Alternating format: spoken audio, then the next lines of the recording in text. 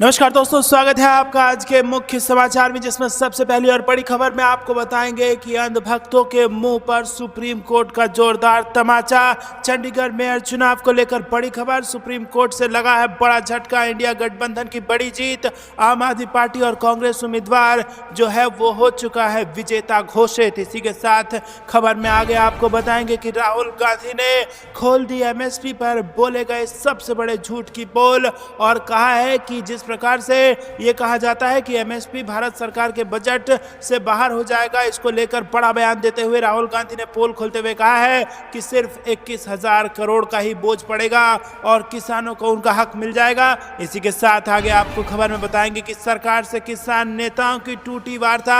अब एनडीए के नेताओं का जहां देखेंगे वहां करेंगे घेराव। 21 को दिल्ली कूच और इसके आगे का प्लान भी तैयार। जी दोस्तों, किसान आंदोलन अब एक नए स्टेज पर, अगले लेवल पर जाने वाला है, क्योंकि सरकार के साथ जो बातचीत हो रही थी वो वार्ता टूट चुकी है और अब एनडीए नेताओं को घेराव करने का यहां पर इन्होंने प्लान बनाया है और 21 को दिल्ली कूच होना है। खबर में आगे जिक्र होगा कि लोकसभा चुनाव में भाजपा की कितनी सीटें आएंगी। अमेठी से पीएम मोदी को ललकारते हुए मल्लिकार्जुन खड़गे ने कर दी है भविष्यवाणी। और इसी के साथ खबर में आगे जिक्र होगा कि प्रियंका गांधी को अस्पताल से मिली छुट्टी। 24 को मुरादाबाद में भाई राहुल गांधी की यात्रा से जुड़ने की तैयारी। दोस्तों, इसी प्रकार की तमाम बड़ी खबरें आपके लिए लेके आए हैं, लेकिन उससे पहले अगर आपको भी राहुल गांधी पर पूरा भरोसा है और अगर आप भी भारत छोड़ो न्याय यात्रा का पूरी तरीके से समर्थन करते हैं तो वीडियो को खींचे लाइक और चैनल को सब्सक्राइब करके बेल आइकन दबाइए और कमेंट में लिखे जय हिंद। रुक करते हैं सबसे पहली और बड़ी खबर की तरफ, जहां पर आपको बता दें दोस्तों कि चंडीगढ़ मेयर चुनाव को लेकर बड़ी खबर आ रही है। सुप्रीम कोर्ट से बीजेपी को बड़ा झटका लगा है और अंधभक्तों को सुप्रीम कोर्ट का करारा तमाचा यहां पर लगता नजर आ रहा है। इंडिया गठबंधन की बड़ी जीत हुई है और आम आदमी पार्टी और कांग्रेस उम्मीदवार विजेता घोषित हो चुके हैं। जी हां दोस्तों, चंडीगढ़ मेयर चुनाव मामले में बीजेपी को सुप्रीम कोर्ट से बड़ा झटका लगा। सुप्रीम कोर्ट ने सभी वोटों की दोबारा गिनती के बाद आम आदमी पार्टी और कांग्रेस के कुलदीप कुमार को विजयी घोषित कर दिया है और इससे पहले सुनवाई के दौरान चीफ जस्टिस जीवाई चंद्रचूड़ ने रिटर्निंग अफसर द्वारा अमान्य घोषित सभी 8 वोटों को मान्य करार देते हुए वोटों की दोबारा गिनती के आदेश दिए थे। इन सभी वोटों के बैलेट पेपर पर तत्कालीन रिटर्निंग ऑफिसर अनिल मसीह ने क्रॉस लगाकर अवैध घोषित कर दिया था। सुप्रीम कोर्ट के फैसले पर कुलदीप कुमार ने कहा कि मैं कोर्ट का धन्यवाद देना चाहता हूं। सच को कुछ समय के लिए परेशान किया जा सकता है, लेकिन कुचला यह दबाया नहीं जा सकता। सच की जीत होती है। सुप्रीम कोर्ट ने लोकतंत्र की हत्या नहीं होने दी है। और वहीं आम आदमी पार्टी के संयोजक और दिल्ली के मुख्यमंत्री अरविंद केजरीवाल ने भी कहा कि कुलदीप कुमार एक गरीब घर का लड़का है। इंडिया गठबंधन की ओर से चंडीगढ़ का मेयर बनने पर बहुत बहुत बधाई। ये केवल भारतीय जनतंत्र और सुप्रीम कोर्ट की वजह से संभव हुआ है और हमें किसी भी हालत में अपने जनतंत्र और अपने स्वायत्त संस्थाओं की निष्पक्षता को बचा कर रखना होगा। जी हां दोस्तों, आपको बता दें कि संविधान में इतनी ताकत है कि संविधान के बनाए गए संस्थान यानी कि सुप्रीम कोर्ट ऑफ इंडिया ने आज लोकतंत्र की नींव को बचा लिया है। और आपको बता दें कि पिछले सालों में जिस प्रकार से हॉर्स ट्रेडिंग की खबरें आ रही हैं और पैसों की बदौलत सरकारें बनाई और गिराई जा रही है, ऐसे में सुप्रीम कोर्ट से एक ऐसा राहत भरा फैसला आया है जिसने लोकतंत्र में लोगों का भरोसा और मजबूत कर दिया है। जी हां दोस्तों, यहां पर देखा गया था एक वीडियो जिसमें रिटर्निंग ऑफिसर द्वारा कैमरा को देखकर कुछ हरकतें करते हुए नजर वो आ रहे थे, जिसके बाद अब सुप्रीम कोर्ट ने जबरदस्त फटकार लगाई और इतना ही नहीं, बैलेट पेपर अपने पास बुलवा लिया गिनती के लिए और पर्चियां में जहां पर क्रॉस लगा रखा था रिटर्निंग ऑफिसर ने उसको लेकर फटकार लगाई कि आखिरकार आपको पर्चियों पर क्रॉस लगाने का अधिकार किस कानून के तहत मिला है। आपको केवल उस पर साइन करना चाहिए था, लेकिन आपने उस पर क्रॉस क्यों लगाया। और उसके बाद अब आपको बता दें कि जीत घोषित कर दी गई है, जिसके बाद भाजपा को यह बड़ा झटका माना जा रहा है और ये एक अच्छी खबर और सकारात्मक खबर, एक मजबूत लोकतंत्र की दिशा में आ रही है। आपको क्या कुछ लगता है कमेंट में जरूर बताइए। वीडियो को लाइक नहीं किया तो लाइक जरूर कीजिएगा। रुक करते हैं अगली ब्रेकिंग न्यूज की तरफ। एमएसपी पर कहे गए सबसे बड़े झूठ का राहुल गांधी ने कर दिया भांडा फोड़। जी हां दोस्तों, एमएसपी को लेकर राहुल गांधी ने ट्वीट किया है। उन्होंने कहा है कि जब से कांग्रेस ने एमएसपी की कानूनी गारंटी देने का संकल्प लिया है, तब से बीजेपी के प्रचार तंत्र ने एमएसपी पर झूठ की झड़ी लगा दी है। उन्होंने कहा कि यह बात झूठ है कि एमएसपी की कानूनी गारंटी दे पा पाना भारत सरकार के बजट में संभव नहीं है। जबकि सच तो यह है कि CRISIL के अनुसार 2022-23 में किसान को MSP देने में सरकार पर 21,000 करोड़ का अतिरिक्त भार आता, जो कुल बजट का मात्र 0.4% है। उन्होंने आगे कहा कि जिस देश में 14 लाख करोड़ के बैंक लोन माफ कर दिए गए हों, 1.8 लाख करोड़ रुपए के कॉर्पोरेट टैक्स में छूट दी गई हो, वहां किसान पर थोड़ा सा खर्च भी इनकी आंखों को क्यों खटक रहा है।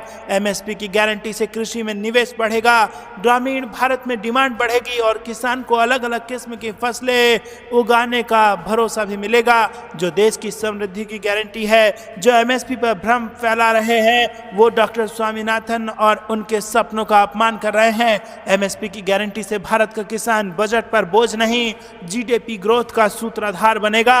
और दोस्तों, इसी कड़ी में राहुल गांधी ने सबसे बड़े झूठ पर से पर्दाफाश कर दिया है और कहा है कि जिस देश में 14 लाख करोड़ बैंक लोन माफ हो जाते हों, वहां पर महज 21,000 करोड़ रुपए की बात है और किसानों की खुशहाली उनको मिल जाएगी। दोस्तों, इतना ही नहीं, आपको बता दें कि युवाओं के हित की बात उठाते हुए भी राहुल गांधी ने एक भाषण में जमकर मोदी सरकार को घेरा और मोदी सरकार को अडानी की सरकार बताते हुए उन्होंने कहा कि युवा भले ही कितना भी निराश हो, चाहे देश की सेवा करने का उसका सपना अग्निवीर योजना ने छीन लिया हो, चाहे वो कितना विरोध कर ले, लेकिन अग्निवीर योजना बना रहेगा, क्योंकि अडानी चाहता है कि देश में अग्निवीर योजना बनी रहे।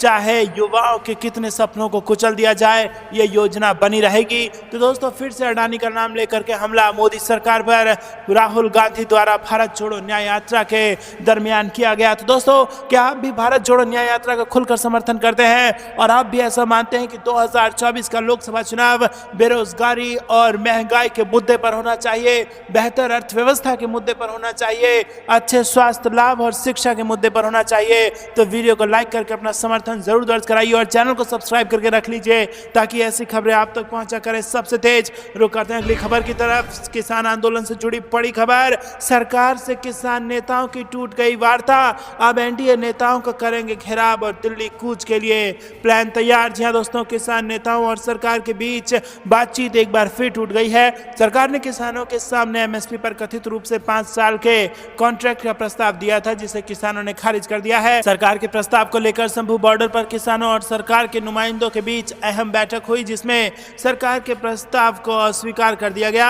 अब किसान 21 फरवरी को दिल्ली कूच की तैयारी कर रहे हैं। किसान का कहना है कि फिलहाल सरकार के साथ कोई मीटिंग नहीं होगी, लेकिन वो बातचीत के लिए हमेशा तैयार हैं। आंदोलन के बीच किसान पंजाब में BJP के 3 बड़े नेताओं का घेराव कर रहे हैं, लेकिन अब किसानों ने पूरे NDA के नेताओं का घेराव करने का ऐलान कर दिया है। रुक करते हैं अगली ब्रेकिंग न्यूज की तरफ। मल्लिकार्जुन खड़गे ने कर दी भविष्यवाणी, लोकसभा चुनाव में BJP को आएंगी कम सीटें और अमेठी से PM मोदी को ललकार दिया। जी हां दोस्तों, लोकसभा चुनाव होने में महज 3 महीने बचे हैं। ऐसे में आरोप प्रत्यारोप, दावे, भविष्यवाणी चरम पर है और इसी कड़ी में कांग्रेस अध्यक्ष मल्लिकार्जुन खड़गे ने भविष्यवाणी कर दी है कि भाजपा आगामी लोकसभा चुनाव हार जाएगी। उन्होंने अमेठी में एक जनसभा को संबोधित करते हुए कहा कि प्रधानमंत्री नरेंद्र मोदी का 400 सीटों का सपना पूरा नहीं होगा। खड़गे ने दावा किया कि लोकसभा चुनाव में BJP 100 सीटें भी नहीं जीत पाएगी और सत्ता से बाहर हो जाएगी। खड़गे ने कहा कि भाजपा दावा कर रही है कि वो 400 से ज्यादा सीटें हासिल करेगी, लेकिन वो 100 सीटों को पार नहीं कर पाएगी, अब की बार सत्ता से बाहर। जी हां दोस्तों, मल्लिकार्जुन खड़गे ने कहा कि BJP अमेठी और रायबरेली के लोगों में दुश्मनी का बीज बोने की साजिश कर रही है, जहां से कांग्रेस कई बार चुनाव जीत चुकी है। कांग्रेस के कार्यकाल के दौरान अमेठी में करोड़ों रुपयों की परियोजनाएं स्वीकृत की गई, लेकिन उनमें से अधिकांश लंबित रही। मैं उनसे पूछना चाहता हूं कि परियोजनाएं अभी भी अधूरी क्यों हैं? वो अमेठी और रायबरेली के लिए काम नहीं करना चाहते हैं। खड़गे ने PM मोदी पर भी निशाना साधा और कहा कि मोदी जी यहां आएंगे और कांग्रेस पार्टी पर परियोजनाओं को रोकने का आरोप लगाएंगे। मुझे बताएं कि आप अब क्या कर रहे हैं, जनता इसका करारा जवाब देगी। खड़गे ने कहा कि अमेठी में लोगों का गांधी परिवार से गहरा रिश्ता है। वो भूमि है जहां राजीव गांधी, सोनिया गांधी और राहुल गांधी जी ने कड़ी मेहनत की है। आपका उनके साथ गहरा रिश्ता है। रुक करते हैं अगली ब्रेकिंग न्यूज की तरफ। प्रियंका गांधी को अस्पताल से मिली छुट्टी। 24 तारीख को मुरादाबाद में भाई राहुल गांधी की यात्रा से जुड़ने की है तैयारी। जी दोस्तों, कांग्रेस महासचिव प्रियंका गांधी को अस्पताल से छुट्टी मिल गई है। वो एक बार फिर से अपने भाई राहुल गांधी का साथ देने के लिए उनकी भारत जोड़ो न्याय यात्रा से जुड़ेंगी। प्रियंका गांधी 20 फरवरी को मुरादाबाद में इस यात्रा से जुड़ेंगी। दोस्तों, ANI ने सूत्रों के हवाले से ये जानकारी दी है और इससे पहले प्रियंका गांधी ने बीमार पड़ने की वजह से राहुल गांधी की भारत जोड़ो न्याय यात्रा में शामिल नहीं हो पाने की बात कही थी। 16 फरवरी को सोशल मीडिया प्लेटफॉर्म X पर एक पोस्ट के जरिए उन्होंने इस पर अफसोस भी जताया था। रुक करते अगली खबर की तरफ। खून दे देंगे लेकिन बंगाल में NRC लागू नहीं होने देंगे, ममता बनर्जी ने फिर मोदी सरकार को ललकारा। जी हां दोस्तों, पश्चिम बंगाल की सीएम ममता बनर्जी अपने बयानों और केंद्र सरकार पर की गई टिप्पणियों को लेकर अक्सर चर्चाओं में रहती हैं और अब एक बार फिर ममता बनर्जी ने केंद्र सरकार को खुलेआम चुनौती दे दी है। ममता ने ये चुनौती NRC को लेकर दी है।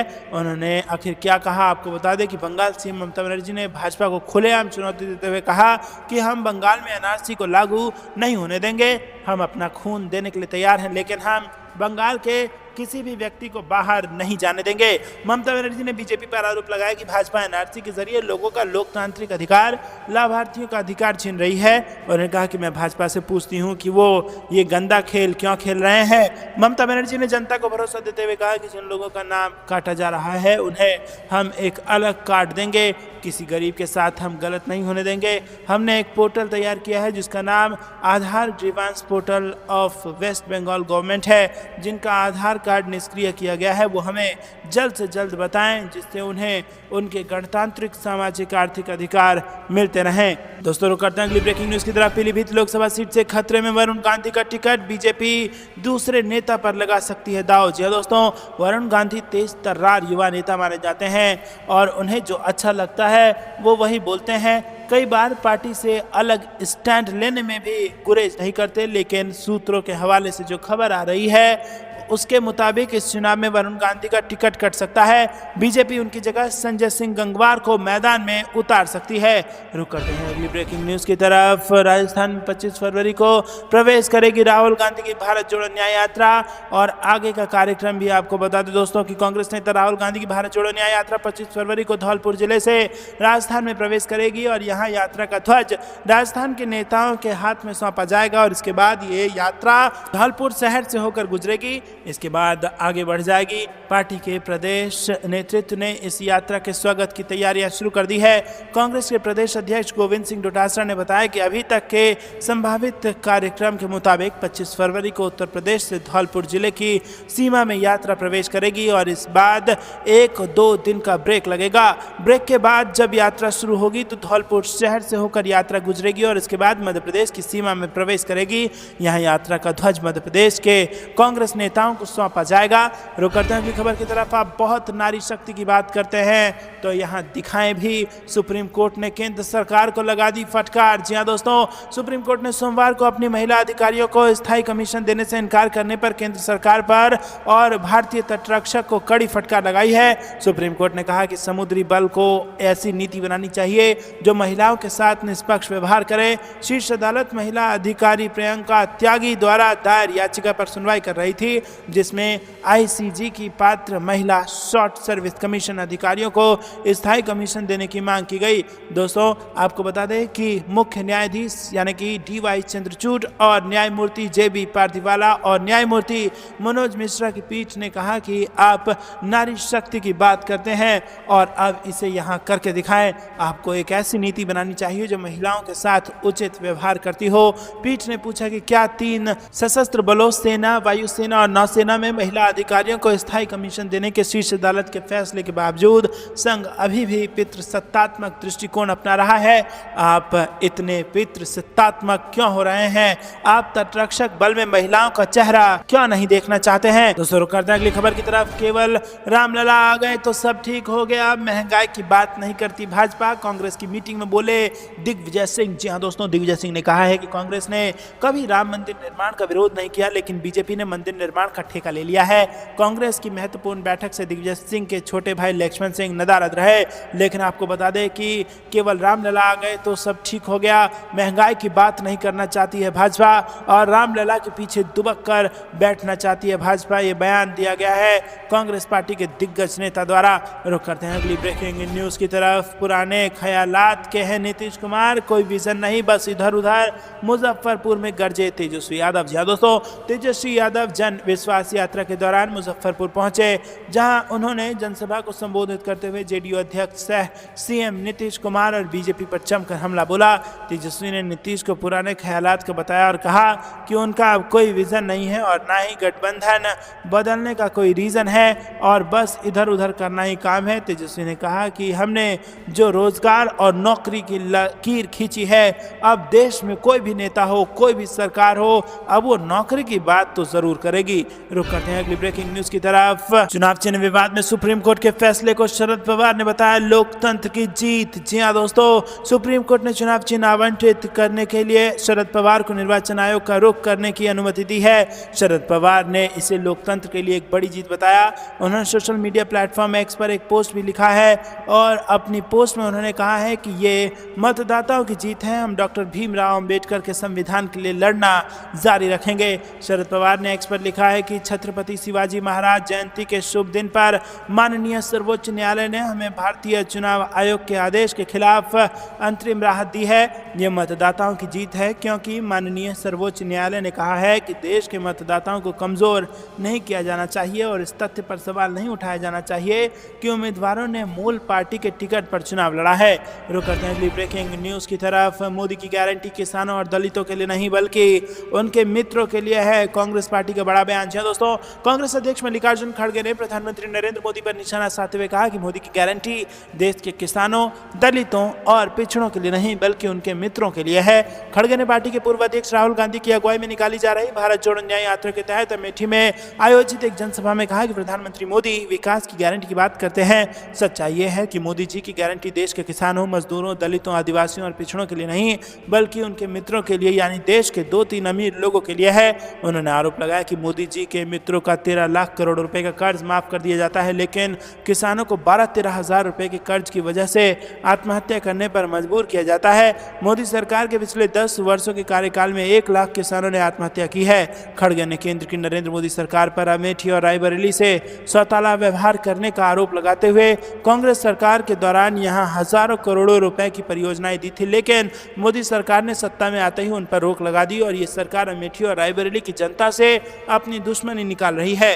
रुक करते हैं अगली ब्रेकिंग न्यूज की तरफ। हरियाणा विधानसभा का बजट सत्र शुरू, सरकार के खिलाफ अविश्वास प्रस्ताव लेकर आएगी कांग्रेस। जी दोस्तों, हरियाणा विधानसभा का बजट सत्र मंगलवार को राज्यपाल बंडारू दत्तात्रेय के अभिभाषण के साथ शुरू हुआ।